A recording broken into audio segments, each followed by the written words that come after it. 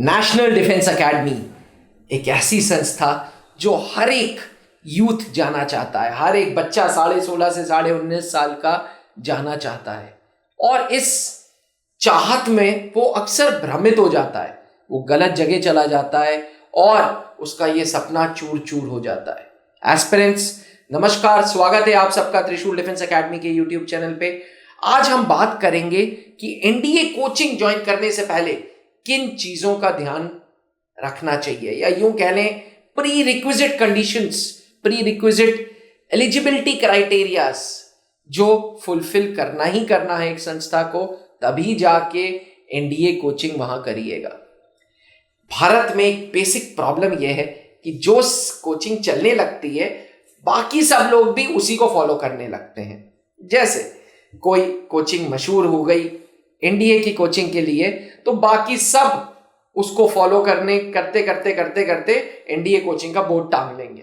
अब इस इतनी बड़ी मंडी में एस्पिरेंट अक्सर कंफ्यूज हो जाता है जी, ये भी एनडीए कोचिंग करा रहे हैं, वो भी एनडीए कोचिंग करा रहे हैं, इनकी भी बिल्डिंग अच्छी, उनकी भी बिल्डिंग अच्छी, चलो यार क्या फर्क पड़ता है, कहीं भी एडमिशन ले लो जी। पर बाद में जब रिजल्ट्स नहीं आते तो उसको झटका लगता है, बिल्कुल, और ऐसा झटका लगता है कि वो फिर स्ट्रेस में होता है। आपने अक्सर वीडियोस में बात की है कि आज का यूथ बहुत स्ट्रेस में है जी, क्योंकि उसको करियर की इतनी हाई तौबा है, इतना कंपटीशन है, इतनी ओवर पॉपुलेशन है हमारी कंट्री में कि एक सीट पे हजार कैंडिडेट्स लड़ रहे हैं। और फौज में जहां कोई रिजर्वेशन नहीं, जहां कोई जुगाड़ नहीं, जहां कोई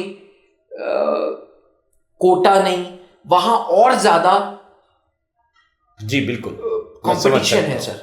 तो किन चीजों का हमारे स्टूडेंट्स को ध्यान रखना चाहिए सर? सर देखिए, एनडीए जो बच्चे हैं बहुत छोटे होते हैं जी, और इनको जनरली लोग, मैंने देखा है, मिसगाइड कर देते हैं, क्योंकि ये बच्चा 12th पास करके या 12th स्टडिंग कैंडिडेट है, वो आ रहा है और उसने अभी तक सिर्फ अपनी मैथमेटिक्स और इंग्लिश और जीएस, ये सब, जीएस तो पढ़ते नहीं है बेचारे, साइंस स्टूडेंट ज़्यादा आ जाते हैं। किया क्या कि लोगों ने जब बताया इनको एनडीए के बारे में, तो इनको एक चीज़ समझाई कि भाई देखो, ट्रिग्नोमेट्री का ये रोल है, इसका ये रोल है, सब्जेक्ट में उसको बना दिया कि आप पढ़ लो, आप रिटन पास हो जाओगे। कैंडिडेट को अगर एनडीए की तैयारी करनी है तो एनडीए की कंप्लीट जर्नी को समझना पड़ेगा जी। और वो जर्नी इनको ना कोई समझाता है और ना ये बेचारे समझ पाते हैं। इनको लगता है ये पार्ट है, ये एनडीए की हर सीढ़ी को एक अलग अलग हिस्सा मानते हैं जी, ठीक है। जबकि ये क्लियर बात है कि आप एक सीढ़ी चढ़ जाओगे तो इससे आप ऊपर नहीं पहुंच जाओगे, आपको सारी सीढ़ियां चढ़नी पड़ेगी, है ना। तो करते क्या, और जहां से ये फिसल गए वहां से फिर ये नीचे आ जाएंगे, जीरो हो गई आपके लिए पूरी जर्नी, फिर एक नई स्टार्ट करनी पड़ेगी आपको। ये रिटन, फिर एसएसबी, फिर मेडिकल, उसके बाद फिर मेरिट लिस्ट, ये स्टेजेस हैं, ठीक है। इसको एज अ कंप्लीट बहुत कम कैंडिडेट्स देखते हैं, इसको जो है पार्ट में ज़्यादा देखते हैं कि पहले रिटन करने, रिटन में अच्छा सीख लिया तो फिर चल करके एसएसबी का कहीं कुछ ओवरनाइट पॉलिशिंग करा लेंगे थोड़ा सा, और फिर एसएसबी पहुंच जाएंगे। जब वहां पहुंच गए तो फिर मेडिकल के लिए देख लेंगे। मेडिकल के लिए तो ज़्यादातर कैंडिडेट इसलिए भी केयरलेस हो जाते हैं थोड़े से, क्योंकि एक तो खुद के प्रति सचेत नहीं रहना है, कभी खुद की चिंता है नहीं इनको, और फिर इनके दिमाग में एक और आता है कि मेडिकल अगर नहीं भी फिट हुए तो री मेडिकल मिल जाता है इनको, है ना। तो वो हो गया। और लास्ट में कई बार आप देखते होंगे मेरिट लिस्ट जब आती है तो बहुत सारे बच्चे मेरिट में बाहर चले जाते हैं।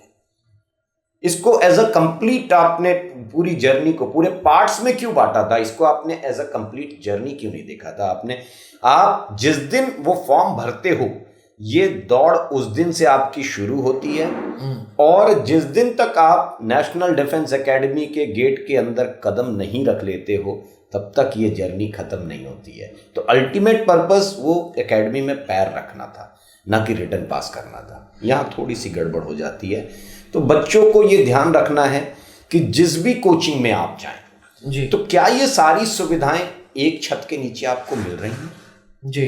क्या आपके ऊपर ध्यान देने के लिए वहां पर कोई ऐसा व्यक्ति बैठा है जिसे कम से कम फौज की ABCD पता हो, जो उस एक्सपीरियंस से गुजरा हो, वो आपको गाइड कर सकता है।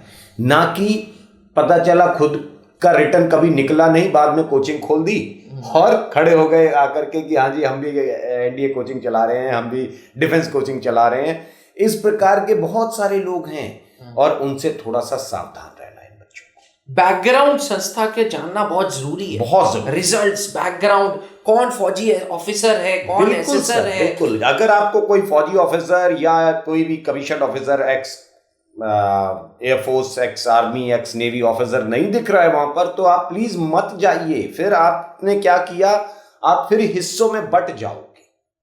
ये मेरा पहला एक सुझाव होगा सभी छोटे बच्चों को, क्योंकि ये काफी छोटे होते हैं और ये बेचारे मिसगाइड हो जाते हैं जी, है ना जी। तो ये अगर आपसे ऐसी कोई चीज आती है, आप ये देखिए कि कौन ऑफिसर वहां पर बैठा है या कोई ऐसा व्यक्ति है जो मुझे ऑब्जर्व करेगा, जो आपको गाइड करेगा। आप देखिए, आप त्रिशूल के कोई भी आप सेंटर में देखिए कि देहरादून में कर्नल AS रावत साहब बैठे हुए हैं, है ना, रांची में ब्रिगेडियर नारायण साहब बैठे हैं। तो आपको कोई ना कोई असेसर दिख रहा है। और ऐसा नहीं कि हम ये कहें कि सिर्फ हमने ऐसा कर रखा है, और भी इंस्टीट्यूट हैं। आप जहां भी जाएं, जिस भी इंस्टीट्यूट में जाइए, आप पहले देखिए कि मैं किस एक्स ऑफिसर के अंडर गाइडेंस में हूं, कौन मुझे ऑब्जर्व कर रहा है। ठीक है, अदरवाइज क्या है, लोग बस पैसा बटोर लिया, बाद में आप भटकते रह जाओगे। ठीक है, और अगर जिनका कुछ लोगों का रिटर्न निकल गया, फिर वो आगे परेशान होगा जाकर के। आते ही है हमारे यहाँ रिटर्न के बाद सिर्फ SSB के लिए आ रहे हैं। और वो दिक्कत दिखती है फिर कि भाई आपने पहले क्यों नहीं काम किया। आप NDA रिटर्न पास करके आए हो और फिर आकर के आप देख रहे हो कि आपसे अपनी स्टोरी नैरेट नहीं हो पा रही है। ठीक है, तो ये नैरेट, क्या इतने दिन आपने कोर्स किया, कभी बोलने की कोशिश नहीं की? क्या पढ़ाई के अलावा कुछ और एक्टिविटीज में आपको इन्वॉल्व किया गया था? क्या आपकी पर्सनालिटी के ऊपर थोड़ा सा काम किया गया था पढ़ाई के साथ साथ, ताकि वो रातों रात जो आप चमत्कार की उम्मीद लगा करके बैठे हुए हैं, वो चमत्कार नहीं होता है। ये पहले समझ लीजिए, मेहनत का विकल्प नहीं है, आप मेहनत करिए।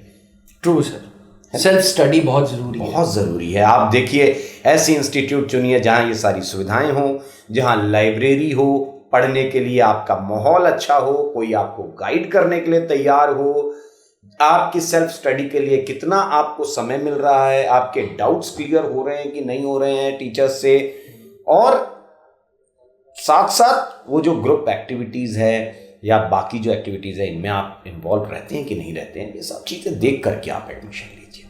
Thank you sir, thank you. Aspirants sir ने बहुत इंपॉर्टेंट पॉइंट्स हाईलाइट किए हैं, क्योंकि नेशनल डिफेंस एकेडमी कोई करियर नहीं है। नेशनल डिफेंस एकेडमी एक पैशन, एक जुनून है। वो ही पहुंचेगा जिसके अंदर वो आग लगी रहेगी, वो आग ठंडी नहीं हो सकती। बहुत बार मैंने देखा है, त्रिशूल डिफेंस एकेडमी में देखा है कि एस्पिरेंट्स रिटन क्वालिफाई कर लेते हैं तो ओवर कॉन्फिडेंट हो जाते हैं। त्रिशूल डिफेंस एकेडमी में हमने 360 डिग्री अप्रोच रखा है NDA के लिए। 2024 सेशन के लिए कैप्टन SK सिंह सर ने एकेडमिक प्लानर में चेंजेस कराए, जहां उन्होंने क्लासेस के साथ साथ, रिटन क्लासेस के साथ साथ SSB इंटरव्यू पे फोकस किया है। हर बैच में स्पोकन इंग्लिश डाला है, कंपलसरी लाइब्रेरी का टाइम दिया है कि भैया जाके कैंडिडेट को लाइब्रेरी में समय व्यतीत करना ही करना है, क्योंकि जब तक आप नहीं चाहेंगे तब तक भगवान भी आपकी मदद नहीं कर पाएगा। एस्पिरेंट्स 2003 में started Trishul defence academy by late wing commander Anoop Mehrotra ji, खुद एक्स NDA 60th बैच के थे। उसके बाद colonel Pankaj Mehrotra ex NDA 59th batch, जो इलाहाबाद के मेंटोर हैं। ब्रिगेडियर नारायण रांची में वो भी एक्स NDA हैं। Colonel AS Rawat ex NDA 61th batch. तो कहीं ना कहीं मेंटर से बहुत फर्क पड़ता है। त्रिशूल डिफेंस एकेडमी की ब्रांचेस आज इलाहाबाद में सबसे पुरानी ब्रांच, उसके बाद देहरादून ब्रांच, दिल्ली ब्रांच और रांची में भी त्रिशूल डिफेंस एकेडमी है। अगर आपका भी सपना NDA है तो आज ही आए। 2024 के लिए एकेडमिक सेशन 2024 के लिए एडमिशंस ओपन हो गए। थैंक यू, जय हिंद। जहां बनते हैं देश के गौरव, इंडिया का एकमात्र ऐसा कोचिंग इंस्टीट्यूट जहां कैडेट्स को ट्रेन किया जाता है आने वाले डिफेंस एग्जाम के अनुसार। अगर आपका भी सपना है भारतीय सेना में शामिल होकर देश की सेवा करने का, तो आज ही ज्वाइन करें त्रिशूल डिफेंस एकेडमी।